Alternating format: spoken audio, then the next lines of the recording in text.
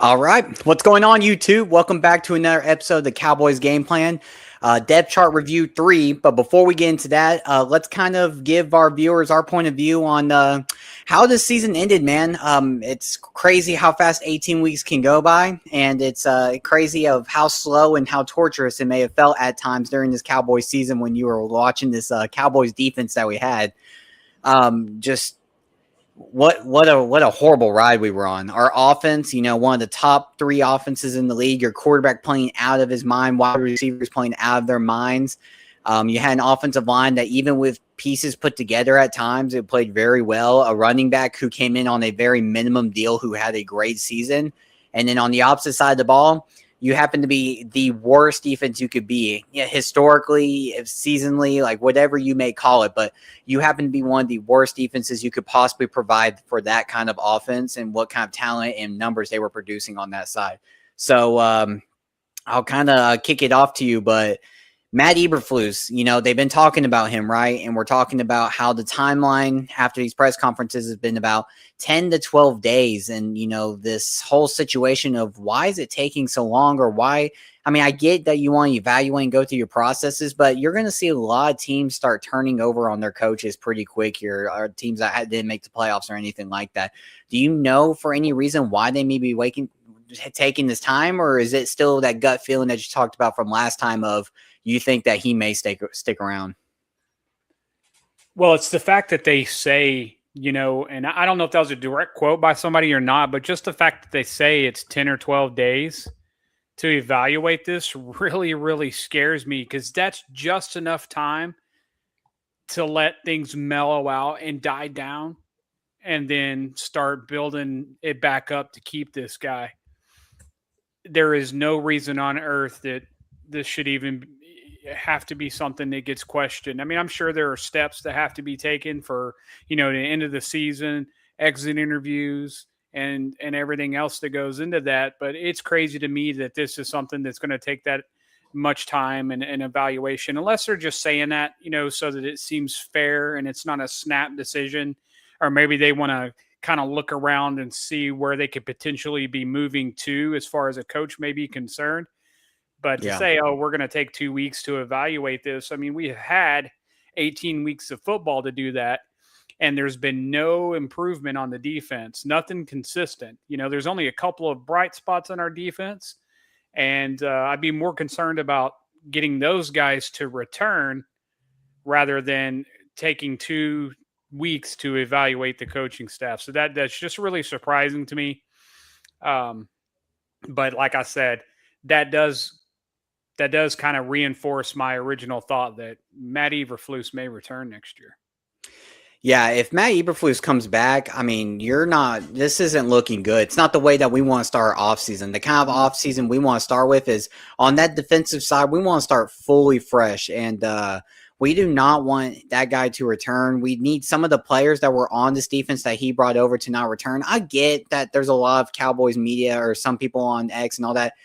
I mean, I'm not saying they're giving him grace, but they're saying pretty much he was not set up for success, right? And I get that, and I get that kind of thing. And Jerry kind of hinted to it, and I'm looking for the quote here, but this has been built up over, he says, 5 to 6 years, right? This Cowboys defense has been kind of just not, it's been kind of neglected. They've kind of just been putting bits and pieces together and tried just to get enough star power there to just have like a top 20, top 15 defense. And then on the offensive side, right, have the best offense that they can have, because they believe that offense wins championships, right? But do you feel that's a valid excuse?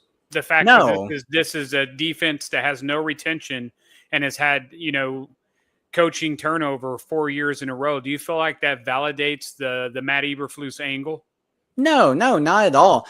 What's happening with this defense is they're making an excuse for not hitting on their draft picks. That's what's happening. So instead of like admitting that, hey, we've missed in this department, like, hey, we have like not done very well at drafting defensive guys, they're instead saying, well, we kind of neglected it. We've kind of just not really kind of put the money out there, which is also true.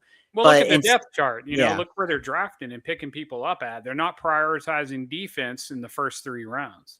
Yeah, they're not. And I mean, you can look back at it, but even Mozzie Smith, right? Let's take him as an example. Total miss, right? And they still to this day have not admitted, other than just trading him away in the Quinn Williams trade, that, hey, like, we just missed on Mozzie. Like, Mozzie was not it. They still think that guy had potential for years, and it was crazy to see. What's going on, 09 Max? He's got those boys were totally not interested in playing today. Terrible effort against a trash Giants team. Totally agree with you. At times, it just seemed like that they were ready to get out of there, and it seemed like maybe some phone calls were made to try to get that higher draft pick, which at the end of the day, you're only ending up with from 13 to 12 is what it looks like. The Dolphins got beat, so you're not going to fall to 11 here. Yeah, the defense looked as bad today as it's looked in the last 6 weeks, in my opinion. Yeah. They just could not play ad lib football. And that's all the Giants have due to, Jackson Dart. He's just a run and gun, make something work, try anything.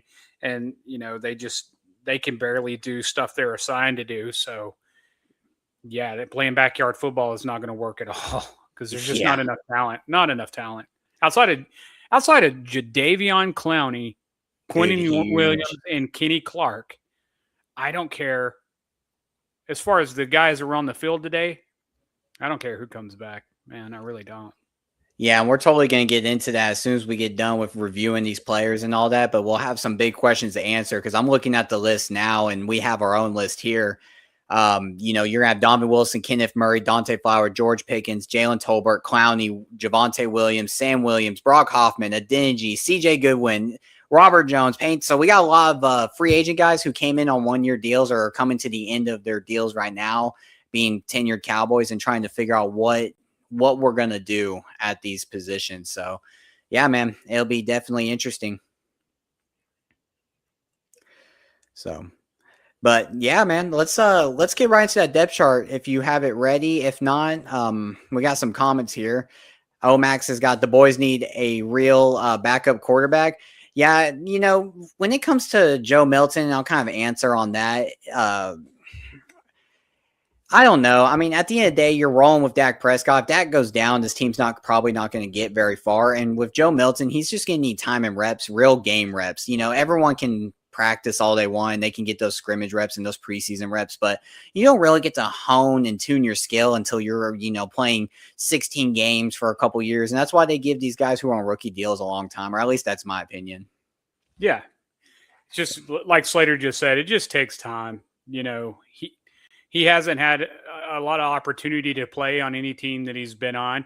He's obviously got some raw talent. You can see that get displayed when he does get out there to take snaps.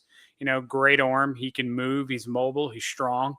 It's just going to be a matter of taking the first team reps, meshing with the team, and getting more engaged with the scheme. And that's just something that happens through time and position, And the longer he's here, the better he'll be able to come in and play when he gets opportunities to start. No, for sure. So, all right. So you want me to kick off this? Where are we dealing with tonight? Let's see. Let's look at this depth chart real quick. I think you're starting off with everyone's favorite linebacker. Sam linebackers. Yeah, we're going to do Sam linebackers tonight. Let me add this to the stage real quick. All right. So as we continue here, we're going to go ahead and finish the positions that we initially started. So I'll be doing Sam linebackers tonight, and then Slater will do what he's got remaining for the defensive backs. And we're going to kick it off with our main man, the fearsome Kenneth Murray Jr. And, just before I start this, how did you feel about his level of play tonight? Did he do anything that says, man, we were wrong about Kenneth Murray Jr.? No, not at all. I didn't see anything that personally, what's funny, and then people point this out on Twitter is, I'm sorry, not Twitter, but X now. I get so used to calling it Twitter. But one of the things that's crazy is Quinn Williams gets pulled out the game for the 15-yard penalty he causes. Kenneth Murray gets that 15-yard penalty, and, I get it. It wasn't like crazy, but still you're extending the arms, you're out of bounds, and you let go and all that. But it's just like they just refuse to play him, and I haven't really looked at the snap counts from today, but I don't understand. It's like does Kenneth Murray know something on Matt Eberflus that we don't know? Is there a reason why, like at this point, that when you're down the way you were down in that game and you're getting embarrassed by Jackson Dart and all that and the Giants team, that there's any reason why we don't play Logan Wilson just to figure out what's going on? I mean, I would rather see Logan Wilson get embarrassed and look bad or anything like that and know what I'm getting out of him rather than just be unknown. I hate not knowing. Like I got to know, So here's my honest opinion on that. I think it's like this. I think the front office wanted to bring in Logan Wilson, because he was available. He wanted out of Cincinnati. He was an opportunity, and they grabbed him.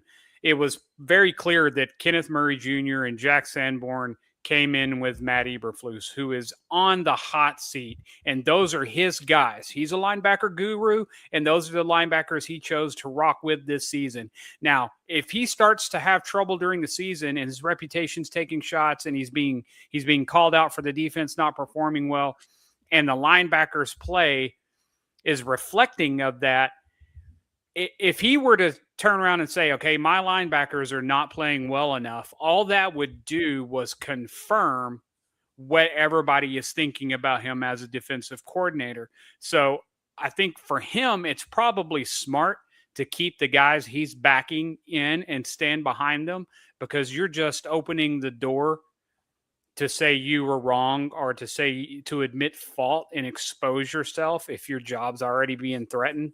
So It's like, why not just ride with the guys that got me here, whether it's good or bad, and instead of admitting that I made a mistake or that I didn't do enough quality control and the candidates are brought onto the team. That's the only reason I can think that he would stand behind Kenneth Murray Jr. and continue to let him go out there and take primary snaps. Yeah, it's crazy. It's pretty wild. So, all right. Go ahead. They're top two people I want to get rid of.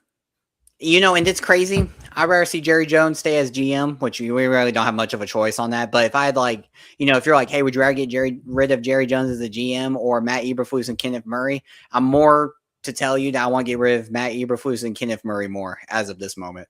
I can agree with that. Yeah, the way it's gone and what we're seeing.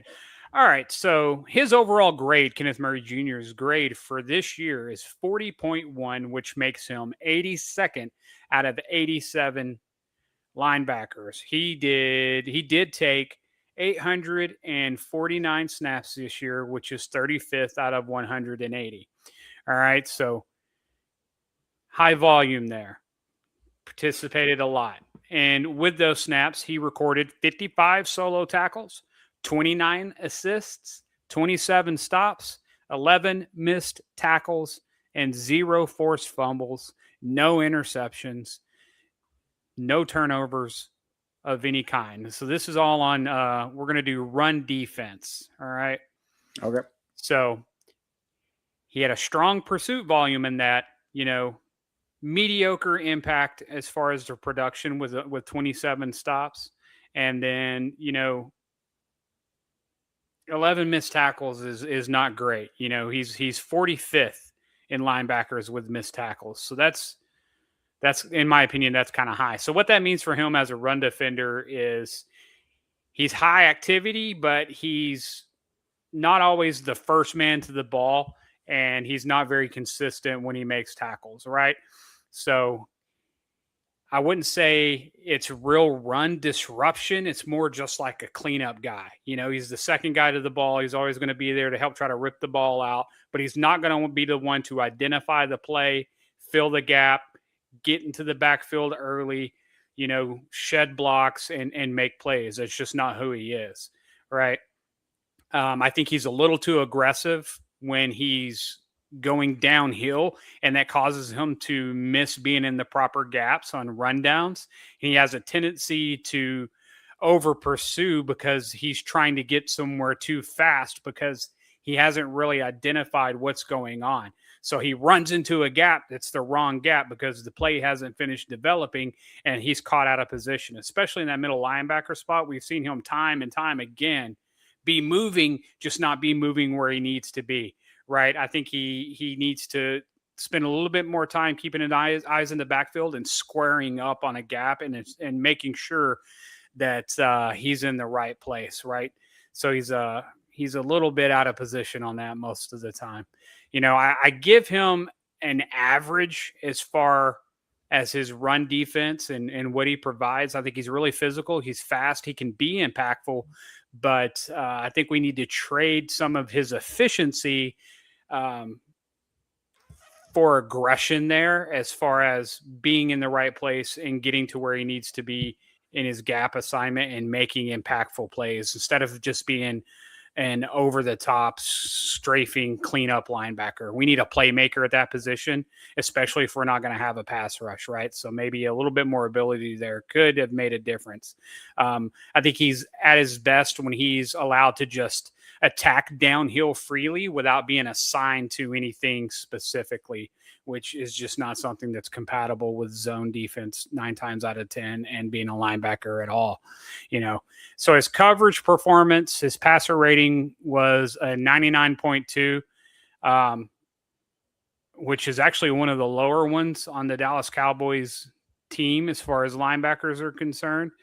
But the eye test for me is I just felt like he was constantly too soft in his zone, as far as breaking up passes, being in the way, jumping up and knocking down balls. I mean, I just don't ever feel like he got exposed way more than what that passer rating says he's allowed. Yeah. Right. I do not think his coverage is better than his reputation as a coverage linebacker, though. I think what we saw is what he is, because I think in his mind he's doing a great job, and that's even scarier. I don't think he holds up very well in zone drops or hook curls and seam carries. I think he struggles with match zone concepts quite a bit. He can use his speed to close throwing windows, but I think he needs to have a little bit more anticipation as to when that's going to happen. One of the key plays you and I remember was that 4th and 3 versus Carolina, where he was just, they had to have known that kind of a play was coming, and he did. He just hesitated and didn't get there quite in time, and they knew that, and that's why they were able to run that play. And that's exactly what he's going to do. He's going to get exposed, right? Yeah. I don't think he's ideal for a true man coverage versus, your tight ends, especially your more elite tight ends. He's not going to be very good with extended vertical routes. I give his coverage below average, man. He's a liability, and I don't think he's someone that necessarily needs to stay on the field for all the passing downs. But with some work, he could end up being, a team-friendly scheme coverage kind of defender. Yeah. Did you have a comment before I move into his blitz package? I got lots of comments about Kenneth Murray. Okay, well let me finish this up, and then we'll Yeah, no, finish what you got. We'll draw in quarter. All right. So as a blitzer, I think he actually has a little bit of value as a pure blitzer. He had 10 total pressures, and he had 1 sack. So and this if you're listening to the breakdown here, he can get there fast, and he has good closing speed, and he's aggressive when he tackles. If all he knows he has to do is get into the backfield and be disruptive, he can do that. He's got burst, he's got timing. He's not the best with reading anticipation, and he can get through gaps. But if he has assignments and boxes he has to check before he does those things, neither thing is going to happen. He's not going to cover well, and he's not going to blitz well, because he's got to process everything he's supposed to do with his assignment in coverage before he can get to the point. And that's what causes him to be middling most of the time. But as a blitzer, I give him above average. He's a useful weapon in pressure packages, and he can add a little bit of disruption on run defense. But as a coverage linebacker all around every down, it's not very good. So I think the projection for him, I think his best role, wherever he ends up, whether he's back here or he moves on, he is a better Will or Mike linebacker than a Sam linebacker. and he has to be an attacking linebacker. He's not a coverage linebacker at all. He'll be good in early downs, especially on heavy run teams, and some sub packages for like NASCAR packages for pressure and things like that. I think you're going to maximize his strengths when he's kept clean and used in movement-based schemes. So needs to work on tackle efficiency and controlling his pursuit angles and reading play a little bit better. So that's where we're at on him. So with that being said, I'm going to have to give Mr. Kenneth Murray Jr. Oh, we got the first F on our depth chart so far. Yep, 100%. Look, before I get into this, let me go full screen here. Sure. Chat, tell me how y'all feel about Kenneth Murray. Are we exaggerating? Maybe is Mike here, just a Kenneth Murray hater? Is he just lying to us? I mean, is he just too far out there? Because I'm gonna tell you right now, I'm 100% on board with what he said. But chat, seriously, while I kind of go through this rant here about Kenneth Murray, so I can let it off my chest, get it off of me, because this season, I love linebacker film. That's what I'm no pro football athlete by no chance, but that's what I played in high school. It's a lot of I watched a lot of linebacker film. That's the kind of thing I did. It just seems like he was hesitant. It seems like Kenneth Murray was, didn't know what was going on. And I'm sure the guy watched film. I'm not saying by no means this is a judge on his work ethic and all that, but what he's putting on the field was not represented with maybe what they were talking about behind the scenes. When we talked about it last episode, Matt Eberflus talks about how this guy got multiple, game balls and he's a great leader and all that, but the film wasn't showing it. I'm not seeing Kenneth Murray make these big impact plays.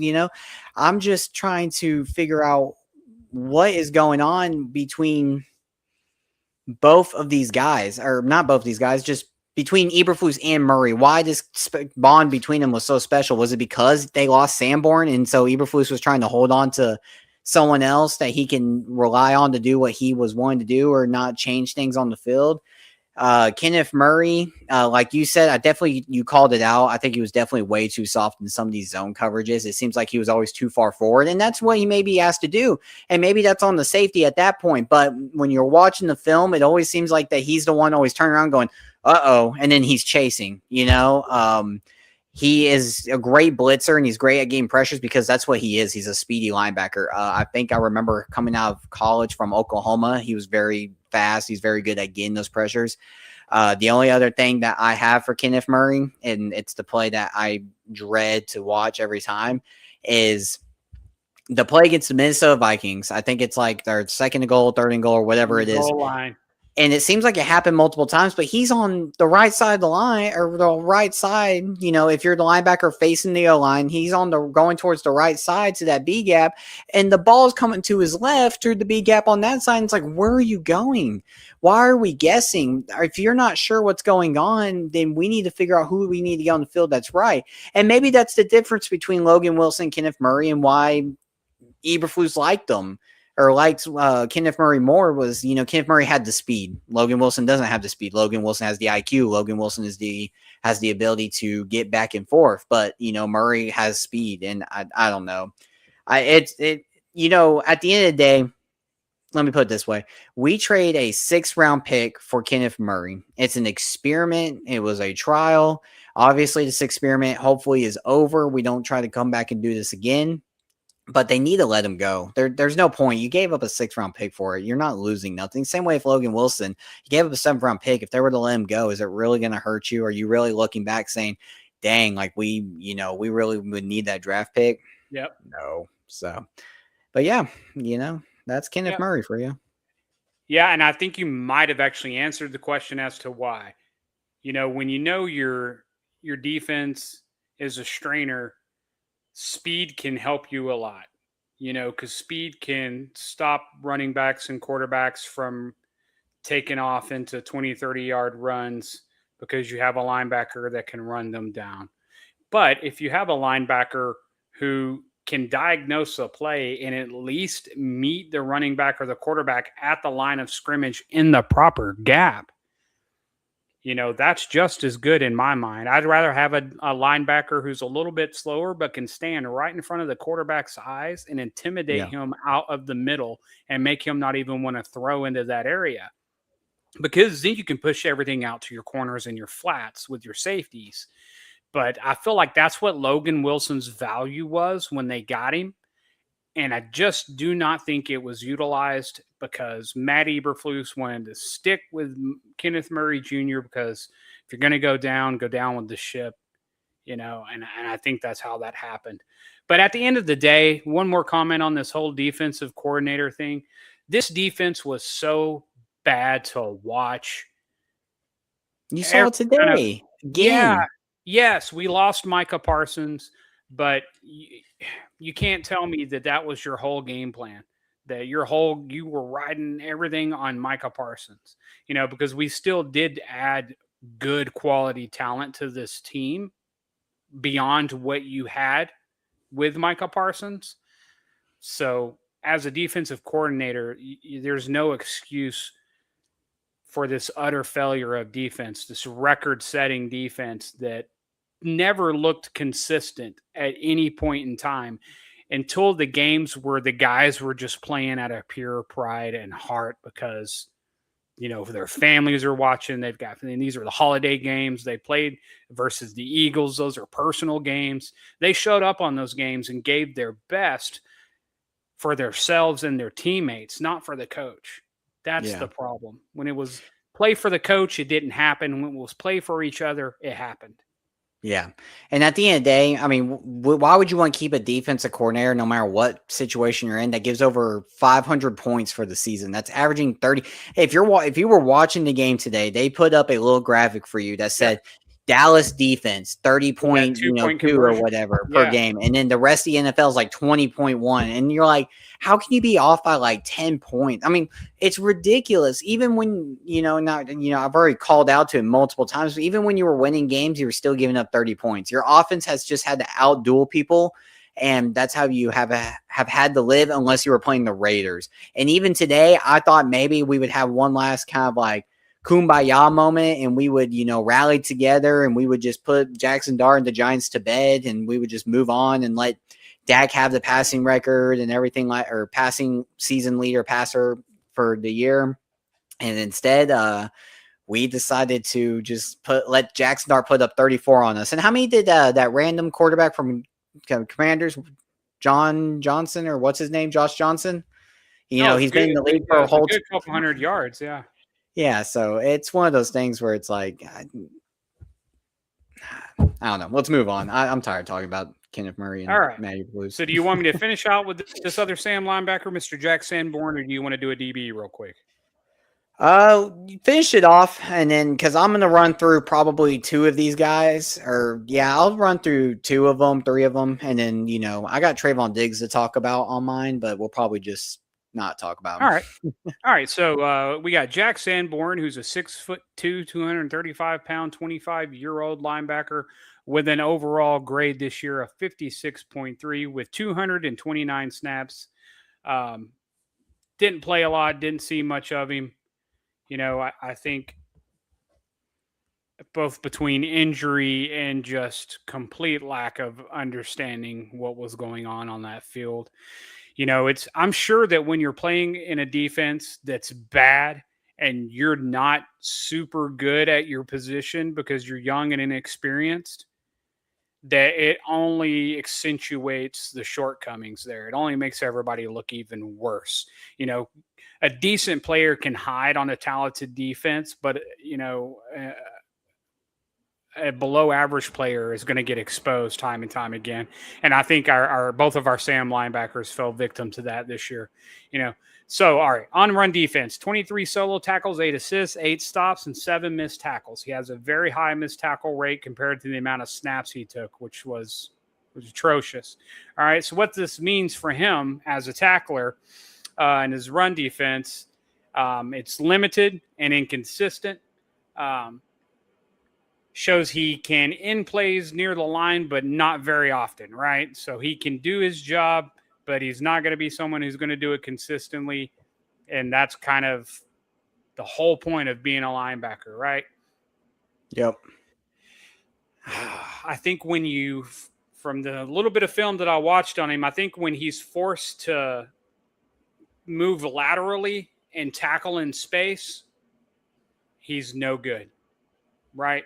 He has a lot of effort. He's a high effort guy, but his range is limited. His effectiveness in range along the defensive line is weak.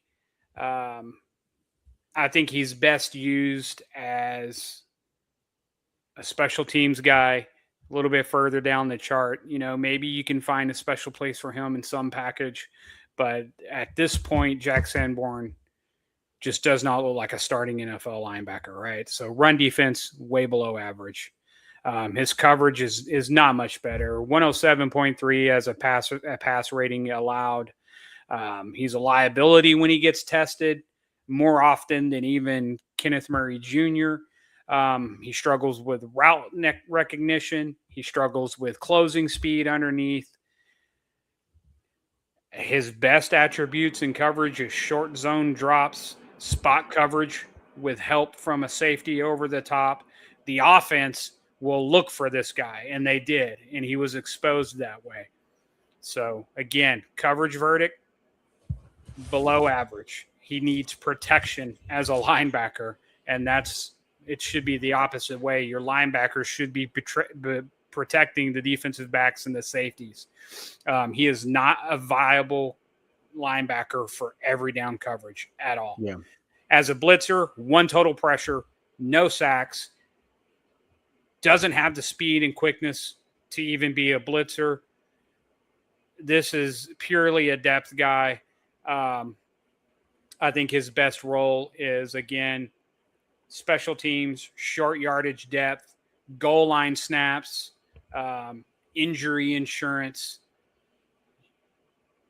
I mean, I know it sounds terrible and I'm being harsh, but that's just the truth of it. No. He has to be protected from coverage and used sparingly in like sub packages and categorically assigned to do what he can do for your team.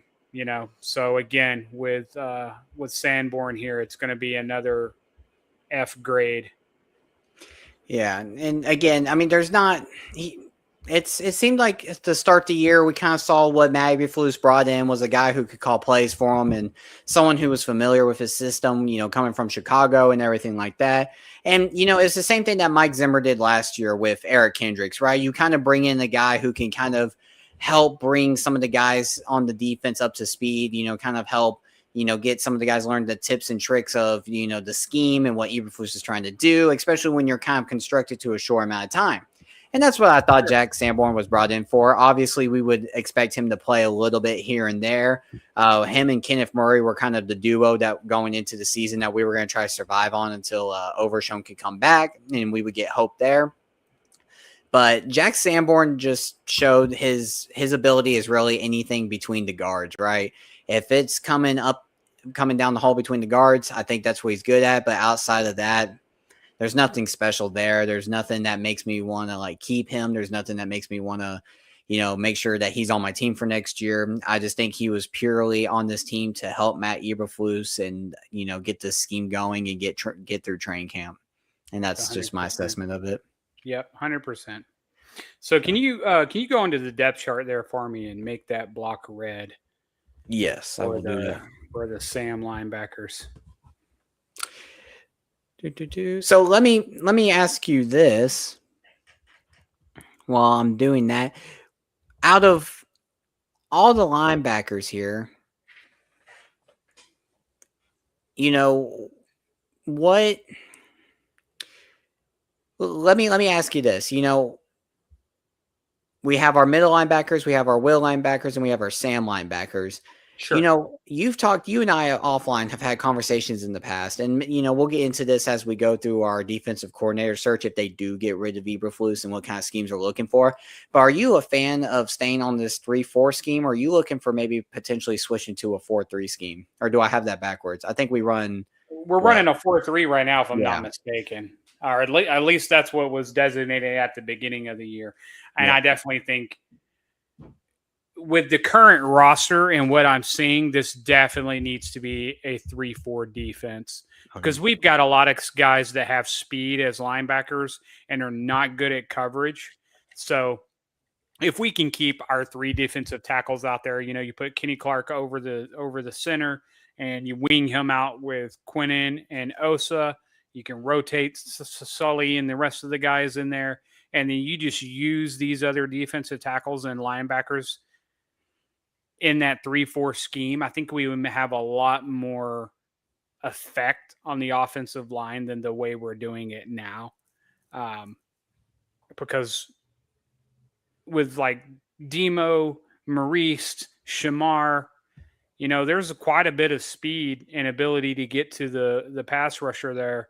We got Houston out there. I mean, I just think we can make a lot better packages than we can in this 4-3 traditional, especially if we're going to run the kind of zone coverage we're running defensively, because none of these guys were built for that. And I think that was kind of the plan.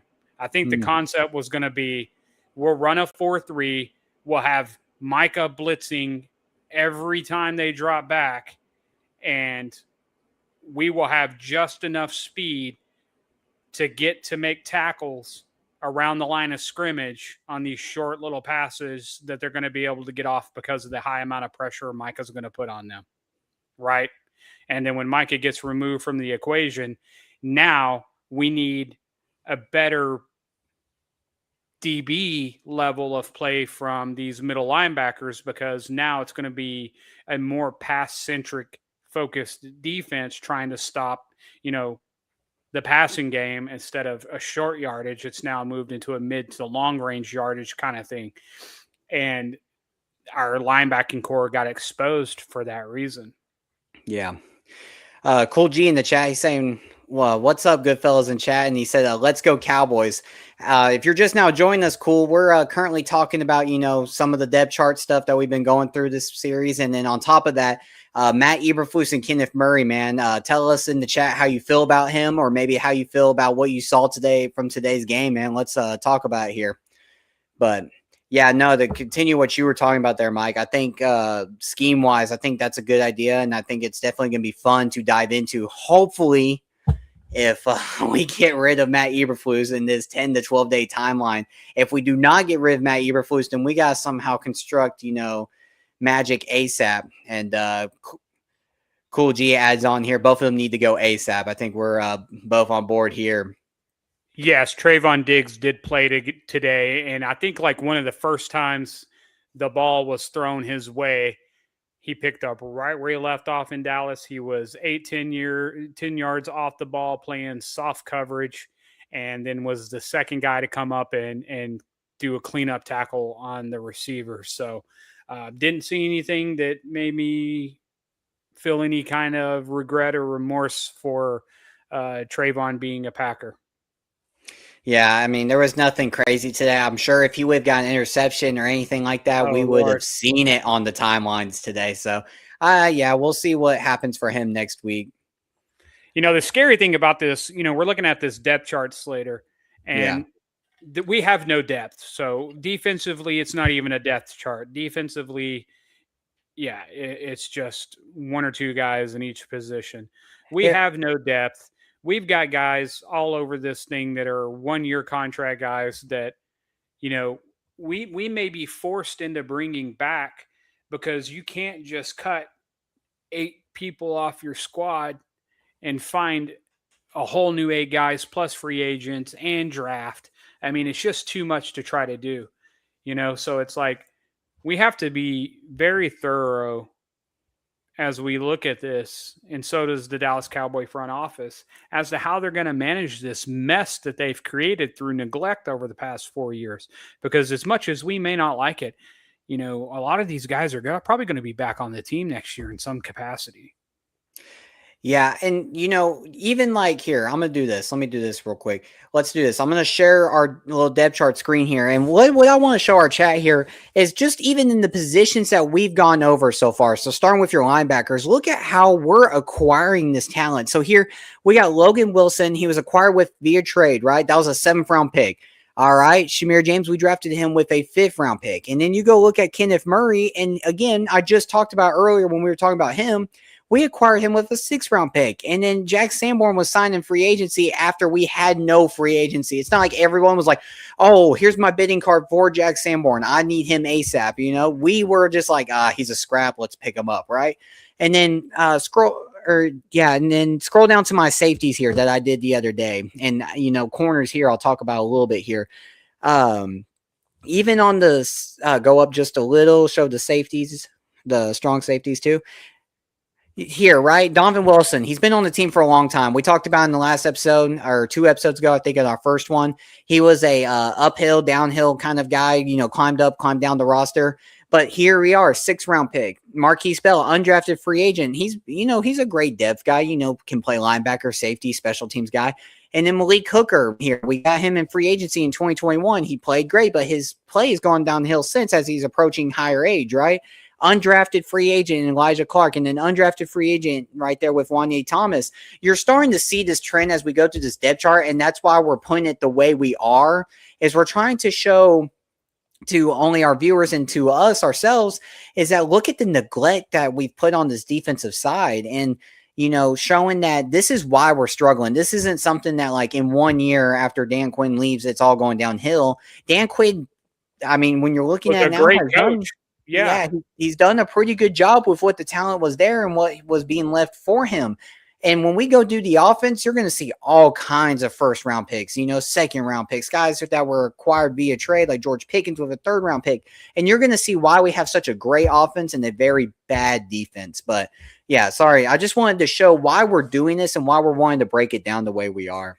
Yeah, because it's intimidating and it's scary to think about because it's like you have to re-sign the players you want to keep both offensively and defensively, and then you have to self-evaluate, determine which positions you are required to improve in, and then you still got to go out and find these guys, however you do it, free agency, drafting, trading. And there's just a lot of work to be done. And we're rudderless. We don't even know what direction we're heading because we do not have a defensive coordinator that the defense can get behind and play for. So a lot of work to do. But yeah, Slater said it best, man. Our defense is built on back of the half draft, roll the dice, free agent, didn't get drafted guys. And that's okay for depth. You're going to find a diamond in the rough occasionally. But for a starting squad, that is just not adequate. Yeah. We got exposed all year. I'm surprised we won 7 games. I really am. Yeah, and that's all because our offense outdueled their offense. And at the end of the day, like we said earlier, you only won games because even though you gave up 30 points, your offense put up 40, right? It's the only way you're winning. And one of the things I was also going to mention is – think about what's happened in the past 2 years. It's gone really downhill since we lost that wild card game against the Packers. And I'll get back on here like this. It's gone really downhill since we've lost that game to the Packers because in that as soon as that happened, Jerry Jones says, we're going all in. And it gets all the fans' excitement up. Yeah, man, we were the 2nd seed. We may lose Dan Quinn, but we'll get someone in the building. We'll get some more talent. We'll try to boost up our defense, and we won't let this happen again. So many crickets happened in that offseason that when we assigned Ezekiel Elliott back, just because why not? Getting paid, yeah. Yeah, because he was getting paid off of his last contract, and you might as well bring him in on a minimum. That's the excitement we got that offseason. You brought in Eric Kendricks with Mike Zimmer, who really didn't coach the past couple of years before that, right? I would have loved to have Eric Kendricks this year, brother. Yeah, so, and it was, for real. We thought we had that and now, but yeah. And then this upcoming, and then after Zimmer and all that, they tried to do right by adding more, but what's happening is they're not acquiring the talent the right way during the offseason. During that free agency period is what I'm really going to pick on here. Yes, Jerry got it right before the trade deadline and went and got Quinnen Williams. I think that was a great move. I think that was a guy that you're going to see be a big impact for years to come on this Dallas defense and to replace what we lost in Micah Parsons in that star pass rush that we had going on and stopping the run too. I think Kenny Clark has been a great addition. Obviously, his name is always going to be riddled with the Micah Parsons trade, but luckily that's been eased off a little bit because of Quinnen Williams and using that 1st round pick that we had in next year's draft for him. But yeah, man, it's crazy when you're talking about all the neglect that we have on the defensive side, because your last first round pick, guys, was Mozzie Smith, and look where he's at now. Is he even on the Jets still? Did they cut him yet already? I mean, yeah, it's He crazy. might be back next year. You better watch out. It's like Beetlejuice, man. You say his name too many times, come out the closet, man. All yeah. right. So why don't you hit some of this depth chart cornerbacks for us here? Yep. Let's do it here. All right. So when I built this depth chart here, you'll have to be my scroller here. What we got? Okay. Yeah, here we go. We got Trevon Diggs, who's here first, but I'm going to skip over him. Obviously, as we know, he was a great all-pro corner that we had in 2021, 2022. Had the ACL injury in 2023, about 2 weeks into the season. And then 2024 kind of played, but that knee has never been the same since. Yeah, he can kind of be an NA. We can give him an F for, not being on the Cowboys anymore. He's not going to be somebody I'm going to go to. F for farewell. Yeah, F for farewell is a great call right there. So I'm not going to go too deep into him. I was really kind of excited to talk about him and what his future may have been like in Dallas, but unfortunately, he's in Green Bay now, which is also working out for the best too, right? He hasn't been the same player since tearing that ACL and also redoing knee surgery multiple times.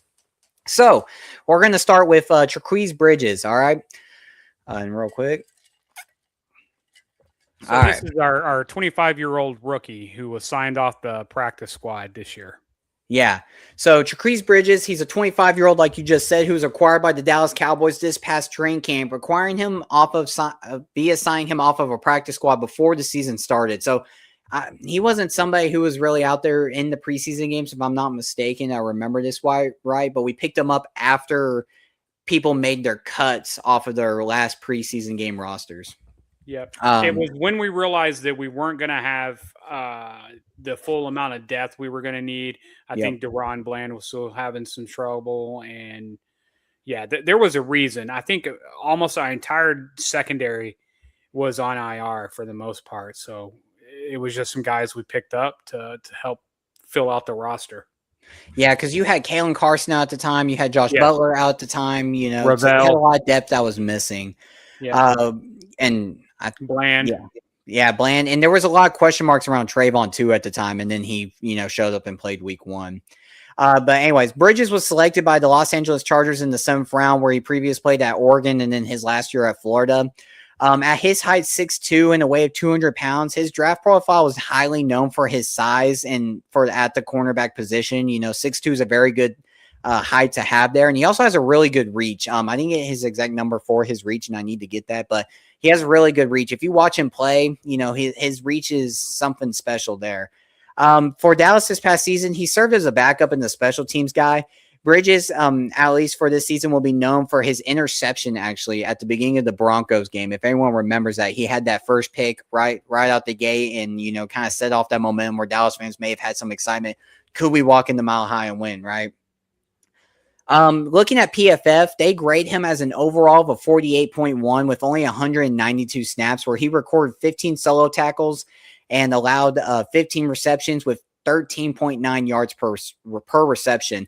And this was all before today's game here too, so I can add that in later. But Bridges allowed a passer rating of 112.5, which is actually surprisingly lower than the safety so far. So as I'm going through this has actually been the lowest passer rating allowed by one of our DBs so far, which is still not good, but it's the lowest.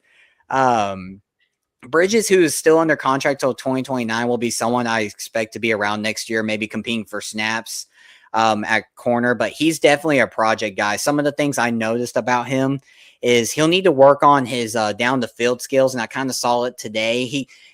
When he's trailing a receiver down the field, he gets his hands on the guy. He gets his hands on the guy a little bit too much, which can draw those penalties and those flags. That can cause some big down the field plays for the offense or give them the momentum to keep going on their drives. Another thing is when going back and watching the Commanders game where he played a lot of snaps, his IQ is great. His ability to work in that zone scheme that Eberflus provided for them, he was very good at passing people off and then being able to help or realize when the quarterback's dropping back and letting go of that ball. One of the plays I called out is there was a crosser going on like this, and as he passes off the one guy going across the field to another guy, he realizes the quarterback's about to dump it off to the guy going into the more of the flats area than midfield, and he immediately drops off the guy in the midfield and goes straight to the flats to help make that tackle as the safety comes over the top of him, right? So his IQ is great. I think he's definitely just going to need to work on that one-on-one skill, those go routes and stuff, trying to keep their hands off of him or trying to find a way to not get called out as well because of his reach. He just has such a long reach that when he's fully extended, those refs are going to see his hands on that receiver.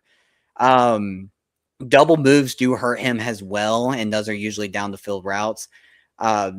Overall, he's a low money contract guy, obviously being a 7th-round pick and picking him up for absolutely nothing.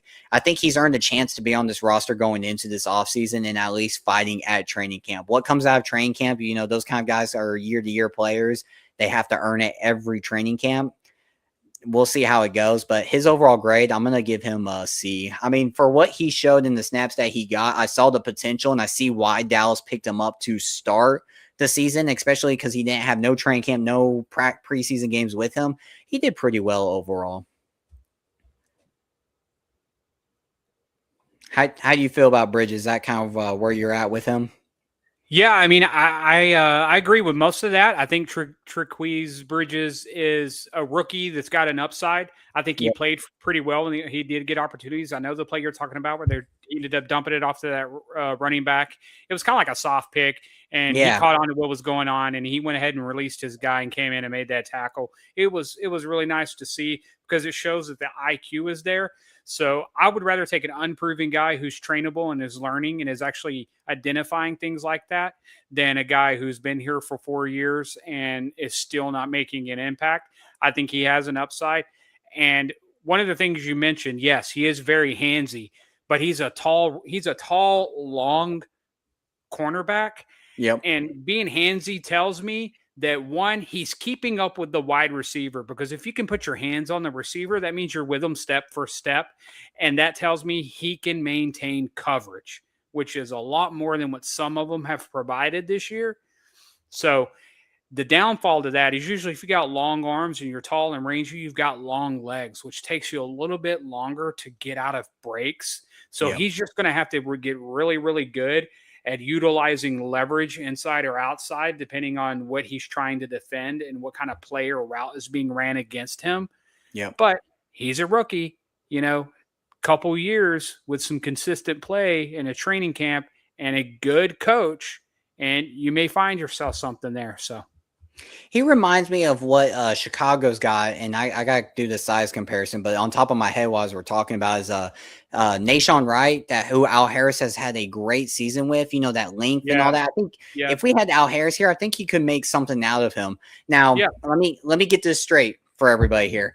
He is not somebody who I'm looking to say next year start right across from Deron Bland. This is a guy that if you were having a really successful team, and let's say he's like your – 3rd or 4th string corner or whatever, and maybe 4th or 5th is where I'm more lean towards. He's somebody that you would develop and be a project guy over the years and do a lot of special team snaps. I do not need to see him as my starting corner across Deron. And that's not saying that he doesn't have the ability to do it. I just don't think he's the solution going into like next year saying he's my cornerback too. So it's fair. But what grade are we giving Tre'Quez, sir?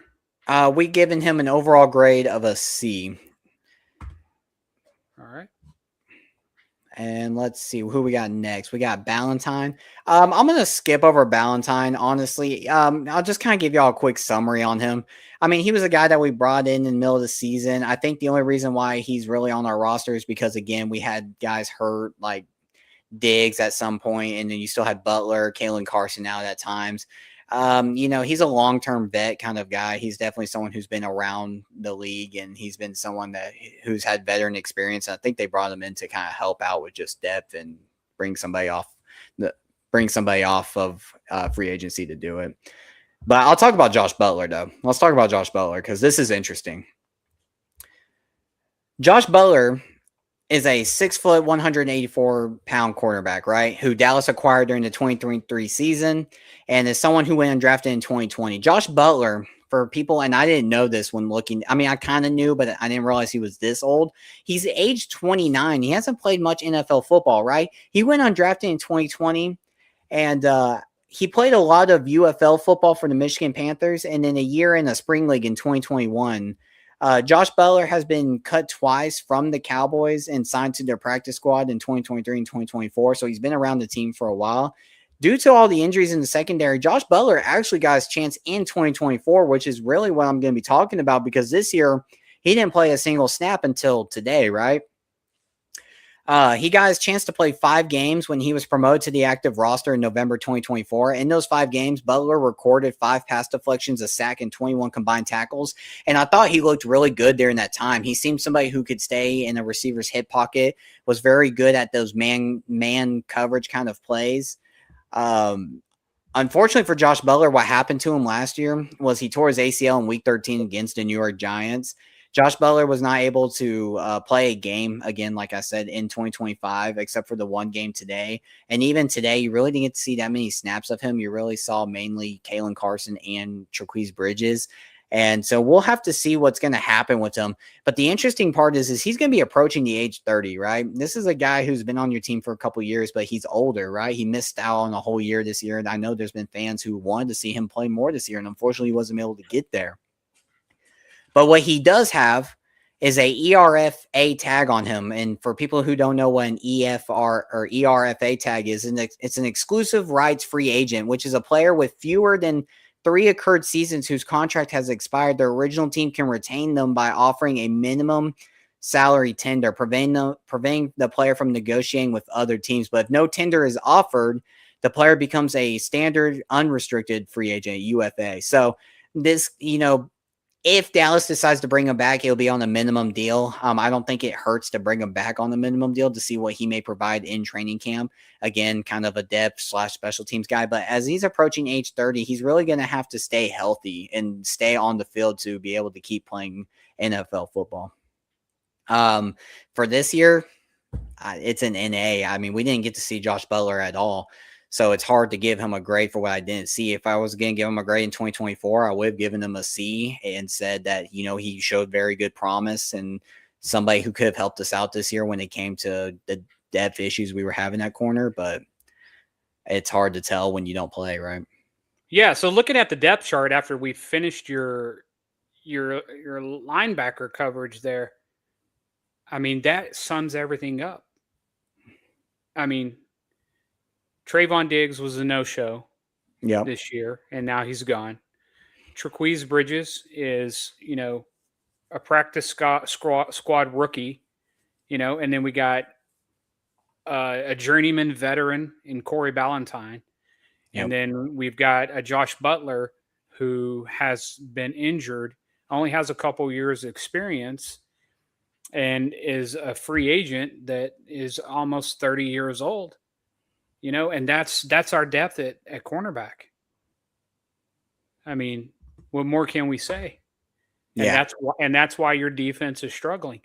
And it's like, who can fix that? What magic spell can someone cast to repair that kind of defensive neglect? Yeah. I agree. And that's where we're seeing these issues. That's why it's all led to this. Personally, I've never sat down and broke it down like this, but the more and more we keep breaking down these players, breaking down what's going on, it's hard to say it's all Eberflus's fault. I'm going to say like 95% of it is, but 5% of it has been true neglect by this front office on trying to get that talent in the building. They lived off of Trevon Diggs' hope and Deron Bland's one awesome year and Micah Parsons to just get bailed out the whole entire time. And it now it's like hit a wall. You can't do it no more. Yeah. I mean, outside of Demo, Trevon Diggs was the only defensive player we drafted that's still on the team in the 3rd round or higher. Yeah, I think you've got Ezeraku from this. Yeah, there's Ezeraku and Maurice, but I'm talking outside the defensive line. So if we're just looking at linebackers and DBs, Trevon was the last truly talented baseline player that we had left on the roster. And then, we got Chavon Rebel, who probably would have been a early 2nd round pick had he not been injured. Yeah. But that's it. Outside of that, all of our prestigious talent is gone. So it's pretty wild. And that's why we wanted to do this for those that are watching. Everybody's already talking about draft, and we've repeated this a couple of times. We can't talk about draft yet. We can't even talk about free agency yet. We got to talk about what we want to define and identify with as a defense. And we need to establish who that leader is going to be so we know what direction we need to go in. And then, of course, you have to evaluate what you already have so you know what you need to get. Yeah. We'll keep rolling through this. We'll finish up the defense soon, and then we'll move into the offense, which should be a lot more fun to do. A lot more positives there. A lot more good things to talk about. I'm excited about that. Yeah, and just to maybe people in the chat have a different perspective, but it's crazy to look at it all. And I really hope that, and I really hope, like, I'm gonna pull this up here. I really hope Cool G is not right here. Right, this is not the offseason for Jerry and Steven to get those low level free agents. We cannot do that this offseason. If we do that this offseason, guys, we're setting ourselves up for failure again. I hate to say it, but the numbers that our offense put up this year, I don't expect the exact same numbers next year. I expect at least a very good production year, but instead of being top 3, I expect it to be like top 6, right? We kind of, and it's not because we're good. Now, it all depends, right? I'm talking about bringing the exact same offense back. I'm talking about bringing Javonte back, George Pickens and all that. Yeah. But I expect to be, more on top 6 now because people are going to figure us out. They're going to, get that Brian Schottenheimer scheme a little bit. They're going to know how to kind of play against it. And they're going to figure out, well, this works well. This doesn't work well. Keep them out the play action. Make sure they can't run the ball well because Dak Prescott's phenomenal in the play action. And if the run's set up, then he can drop dimes on us all day. But this is not the offseason to go get those low-level free agents. You can't do it. And if you do, then the whole fan base, because now the whole fan base is honest and truthful about it. They know there's no hope. Yep. We're here to educate. That's why we're doing this. So everybody knows this is what's up. I agree with you. They cannot mess around. Get on task. Sign the guys we need to produce on the field offensively. They're already there. You just take them into a room, open the bank, grab a pen, boom, solid. And then everything else needs to go towards the defense from now through the draft. You can change this defense with 4 really solid guys. You can. You just need one at each level. You need a pass rusher. You need a good partner to put with Overshown. That may be Logan Wilson. It could be Shamar James. You go grab a veteran safety and a veteran cornerback. And you can cook with that. And that's what it's going to take. They just have to be smart. Yeah, they just got to go find some mid-level to higher talent. It just can't be that low. It just can't be, let's go trade a 6th-round pick for, for some guy who's going to be cut. Or he was a former first-round pick, because he was a former first-round pick. He still has that potential. It doesn't work out. We need to go grab somebody's Mozzie. Yeah, we just need to go get that proven talent. And even if it's not, like A+ at every position, if you can get to B- C+ at every position, I like our chances a lot better than D's and F across the board. Under the right coach, 100%. So, yeah, right, man. Got any questions from the chat? Or are we going to wrap this thing up? None so far, but chat, if you got any questions, man, let's throw them in here. Let's have a little Q&A, and if not, man, we'll get out of here. And then next time I think I'm going to do the other cornerbacks with Deron Bland and all that, and then we'll start moving into defensive ends and tackles on defense. Yeah, man, it's definitely been fun. Is there anything different that maybe y'all want to see or anything like that? Just let us know. Please like and subscribe. Always leave a question. We'll be happy to entertain that, answer questions, have discussions. Outside of that,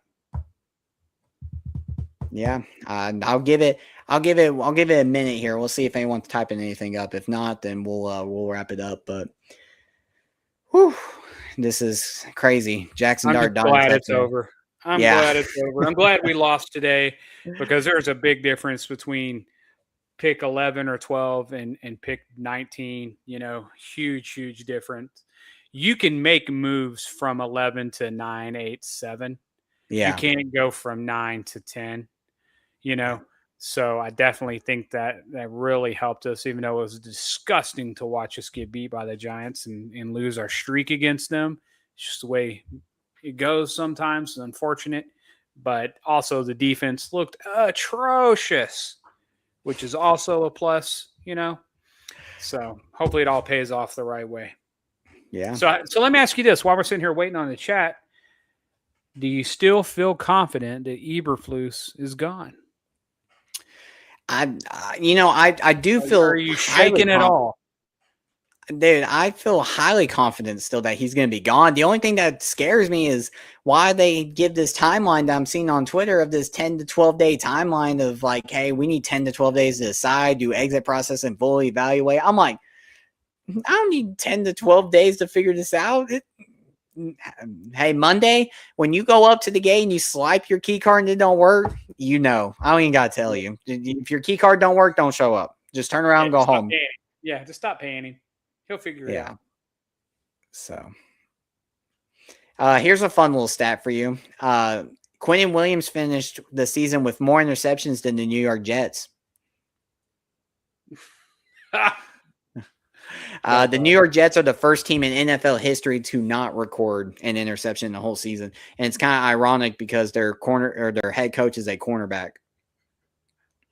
I think they're the first team to record 2 fake punts on the same drive. Did they really? Did they do that today? No, I did not see that. They did that last week, man. 2 fake punts on the same drive. Yeah, but all right, guys. Well, we'll let y'all go. If y'all got anything, just leave it in the comments, chats. Come hit us up on Twitter and kind of send us a message. We'll be more than happy to answer it. But until next time, man.